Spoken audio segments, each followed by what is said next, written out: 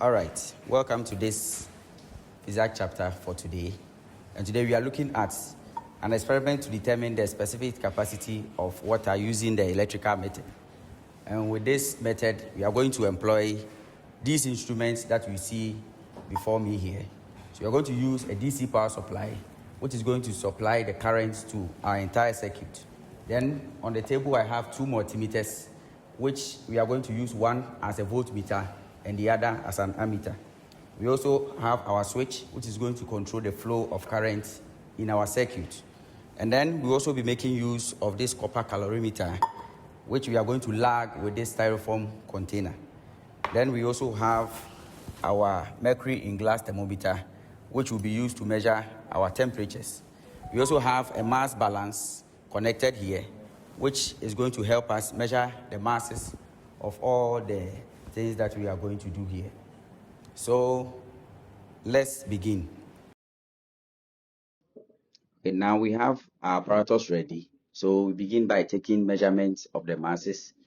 So we take measurement of the mass for the calorimeter, after which you are to pour water into the calorimeter to about 2/3 full. So when you are done with that, you put it on the mass balance and make sure to record the mass as well. So here we are seeing the value on the mass balance. So after that, put the calorimeter and water into the styrofoam container. Okay, then you cover it with a lid.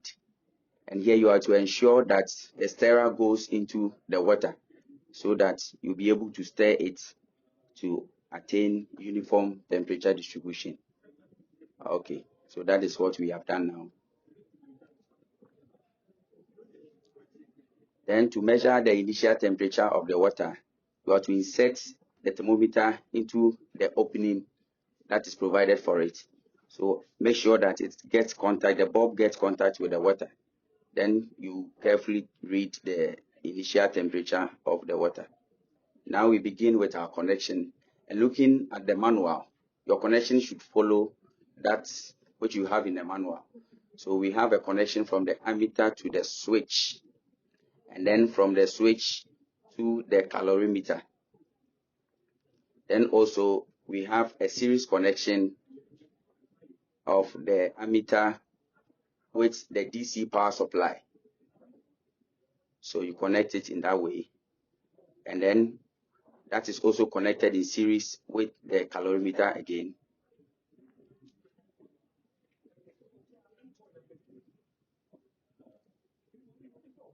So when you check the manual, you have a voltmeter connected across the calorimeter, and that is what we are doing now.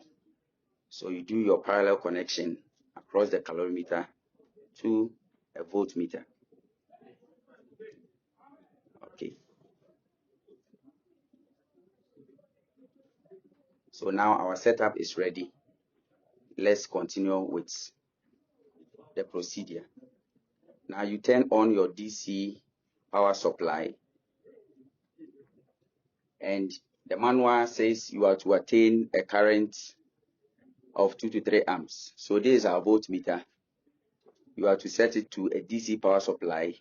Make sure your voltmeter is showing DC, and then your ammeter to turn it on to the ammeter button.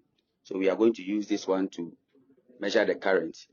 So before you turn on your switch, make sure that you reduce the voltage of the DC power supply. Now the switch is not on, so you're not going to get any readings. So we turn on our switch, and the current is 1.23, but we need current between 2 to 3 amps.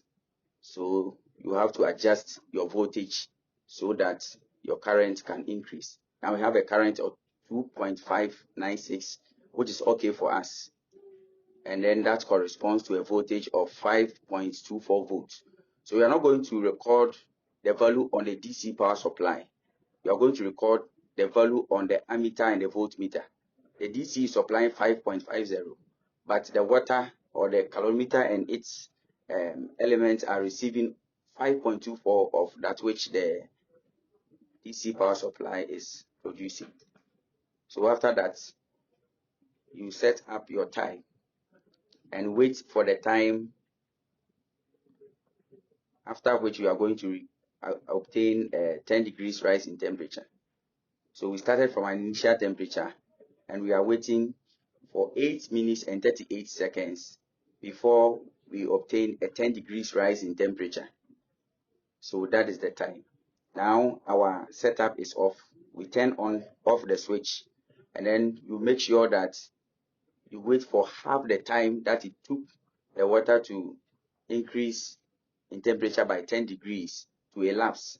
Then you record the final temperature or the cooling temperature.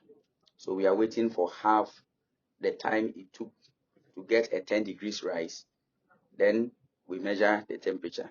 So now we have 13 minutes and 2 seconds. So this is what we have. This is what we have. So we stop the watch and then we take readings of the cooling temperature, which we are going to record in our table. So the mass of the calorimeter, we had 74 grams. Mass of calorimeter in water, we had 225 grams. Then you subtract to get the mass of the water, which you are going to get 151 grams. Then you have the voltage of the voltmeter. We obtained 5.22 volts. The current reading from the ammeter, we had 2.678 ampere. And we started with an initial temperature of 25 degrees Celsius. Then the maximum temperature that we obtained, that is a 10 degrees rise. That is theta I plus 10 degrees Celsius. We had 35 degrees Celsius. Then we waited half of that time to get a cooling temperature of 33 degrees Celsius, meaning it reduced by only 2 degrees Celsius. So the difference in these two temperatures is 2 degrees Celsius, which we record as X. So to get the final temperature, you add X and then the maximum temperature. So 35 plus 2 giving us 37 degrees Celsius. And then we have the change in temperature, which we are going to use to calculate the specific capacity of the water. So theta final minus theta initial producing 12 degrees Celsius. And then the time that we measured was 8 minutes and 42 seconds. And half of that time we recorded as 5 minutes and 1 second. So this is the results that we obtained from the experiment.